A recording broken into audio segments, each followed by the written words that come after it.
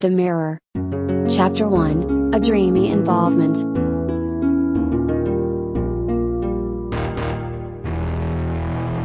The time when this diary is written, is just before a time when disco and rave were about to get old, and the era of heavy metal culture with its gothic style, has just begun for the first time ever. Which means that nobody, had not yet, got used to long hairy dudes with long skin coats, high boots and hoodies with texts like Metallica, Rammstein and so on. This so-called heavy metal culture, was something brand new, just before the beginning of the 2000s. The sky is childish beautiful blue with one and another cloud that obscures. The birds flies high around. The town is gigantic down there, large houses of different lengths and heights are stacked like in a grey gloomy mess. Higgledy-piggledy.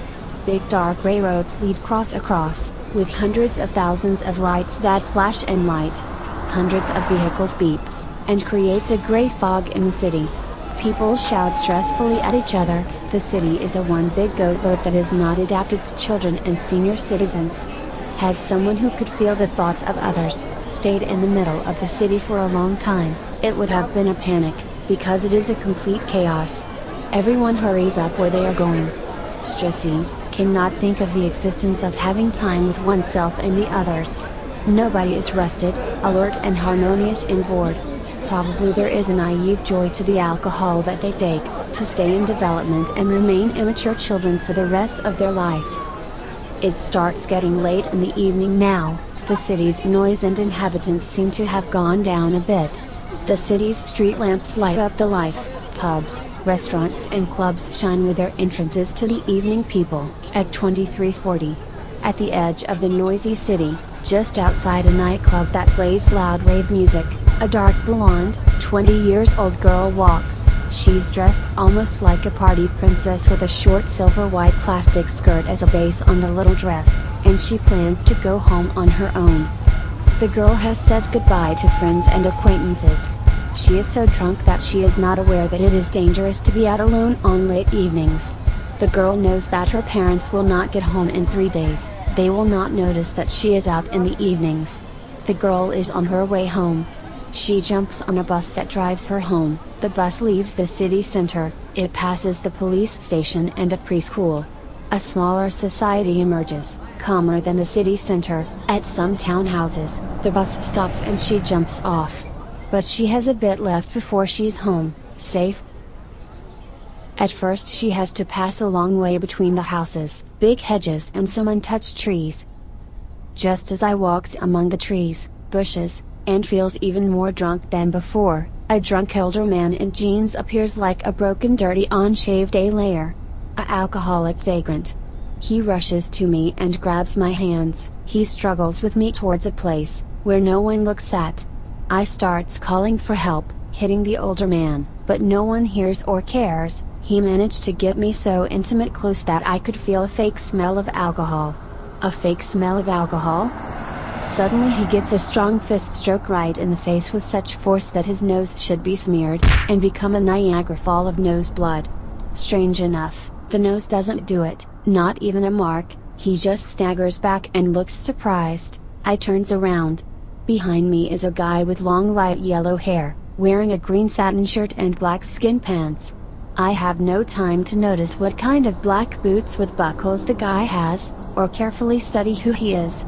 But the guy's hair is tall and airy like a beautiful girl. Ayabaha, you have to tighten yourself, said the boy importantly.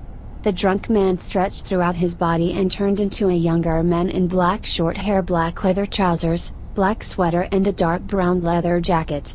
I start believe that I has received too much inside the west and completely drops the chin.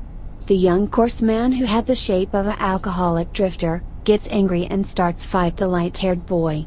I gets rigid, standing lame, and looks at this.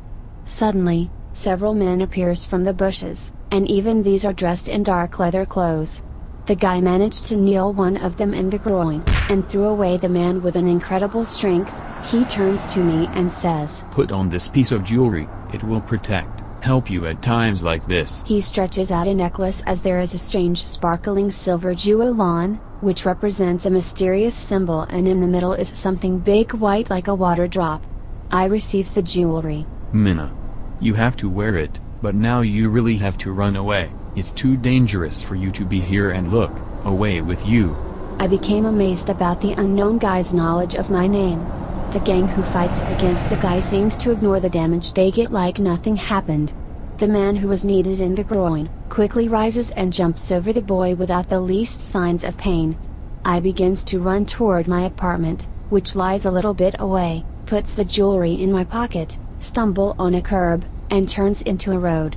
I comes to the place where the front door is located. Shakingly I locks up the front door to the staircase.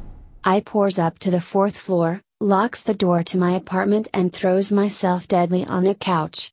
Next to me is a mirror that shows a mirror image of me, but it does not show the same picture of me as I am, for my mirror image has a blood red dress instead of the silver white I have. I forgets to light a few lights so I does not see much at all. Completely unaware that the shadows in the apartment are haunting, I starts to undress myself to take a shower, because I am like a rocking ship in deep water. A shadow emerges, 2 walks forwards. I start walks quietly, unconsciously around the apartment, and then all the way to the shower and in. The glass door to the shower closes. After the shower visit, I takes on a little glossy card of pink night dress of satin with natural folds, which actually makes the feminine hips look tremendously clearer than before. Completely unaware that a threatening shadow emerges with a knife in one hand, I walks to my bedroom, stops, and detects the jewelry that lies on the floor. I bends down without bending my legs with my butt in the weather and I naively picks up the jewelry with my left hand. The shadow is just a few yards behind me. Strange, I thinks, and takes the jewelry on. I turns around and gets sight of an evil guy in a black hoodie who is hiding in the shadow. That guy is probably looking for valuables and money. He has a big knife in his right hand. I gives off a bile of scream and he starts chasing me with the knife. They run past a large mirror that covers the entire wall, but I does not notice that the mirror image of my night dress is green, not pink, and I have a little darker hair color on the mirror image.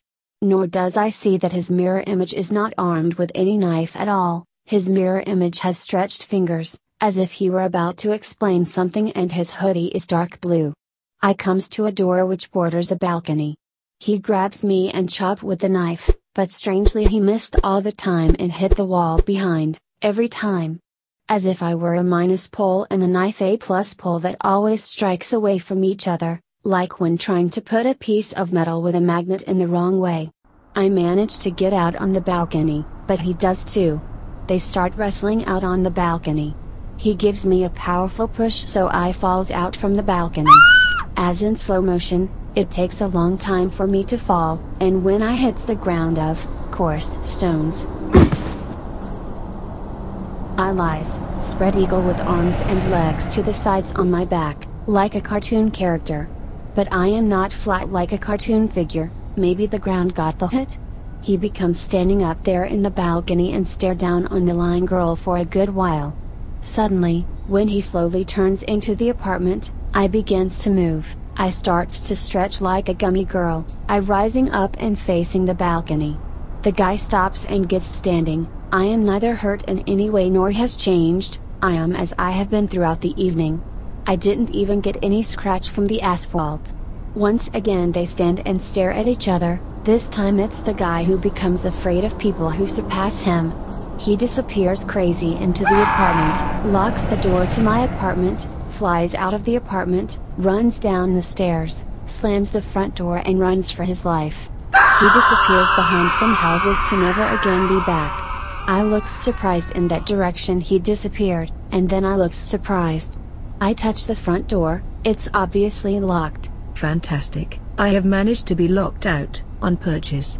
I settles down, with my back towards the front door and gets really sleepy. I nods, a few times. I takes off the jewelry and studies it. There is a name engraved on the inside.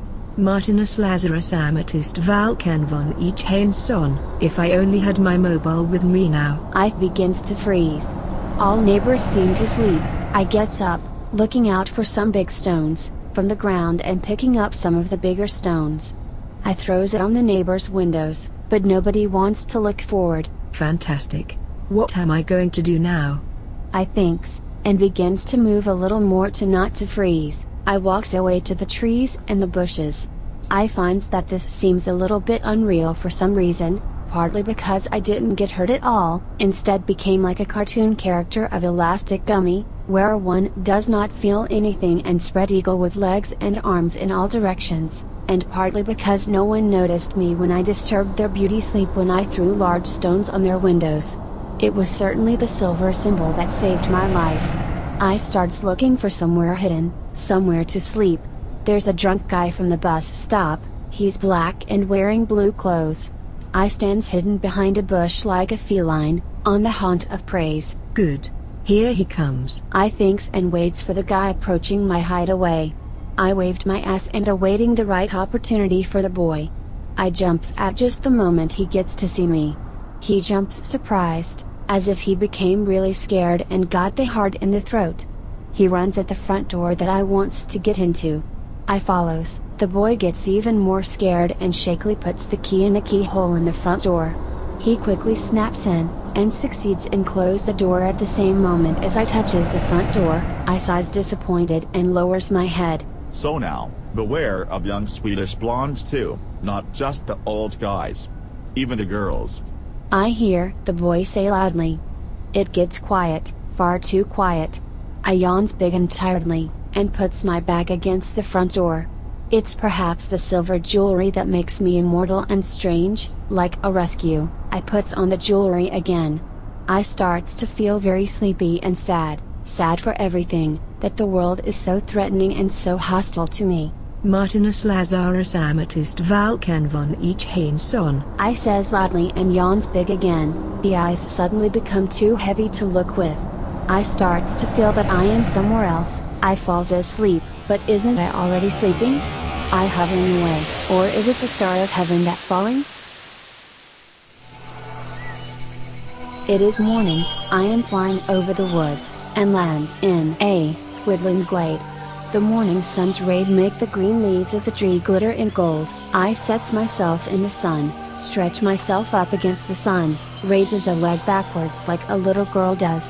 I warms up by the sun, so I gets hot and happy again.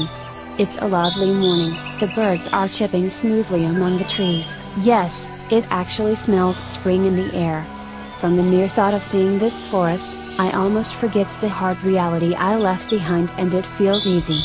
I spreads my fingers girly and starts jumping around in the forest like a little girl, without stabbing my naked feet on neither fir needles nor stones. There are apparently no fir needles bars nearby that can be sticky to my little feet as I walks around in the woods. Well, this has to be a dream, all this, after all. And I nods my head significantly. People appear among the wild grass and the trees, about 5-6 led by an old lady in the old-fashioned spring green dress. I greets them but they neither see nor hear me. I'm probably a spectator here. I waving my hand in front of the old lady's eyes. But what I am not aware of, is that, my body also followed into the dream, not only my mind. I walks around the woods until I find the giant hedge. It is a plot that is protected from the inside.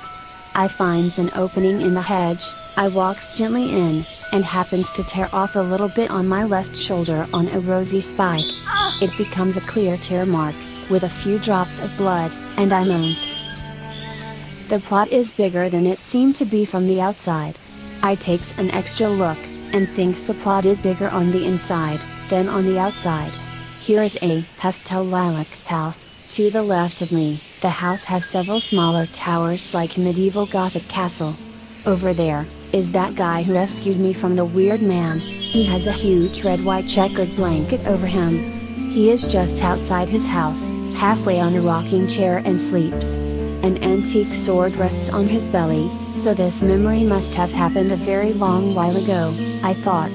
There appears a small strange creature behind me. The red grotesque troll-like thing, sneaks straight through me as if I were a ghost in an old stored memory. Yes, I'm just a spectator. The thing sneaks around the guy's plot, takes out a sword, starts sneaking towards the dude, and the thing poses in front of a dude. Just when the creature is going to chop the dude in the abdomen, the guy wakes up, who vigorously brings up his ancient sword and stabs in the last moment. The troll gets hit in the chest and settles down.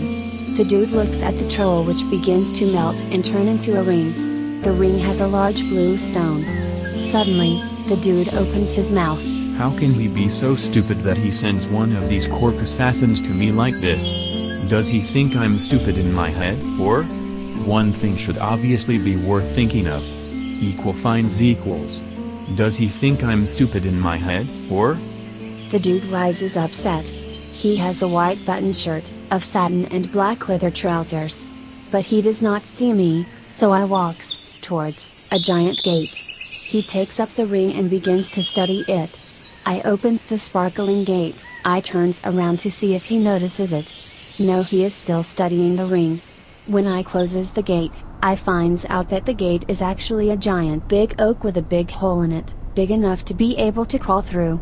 I suddenly stands on a sidewalk at the edge of the city, in the area where I lives. Now I know where I am. Everything gets blurred and I wakes up from my deep sleep.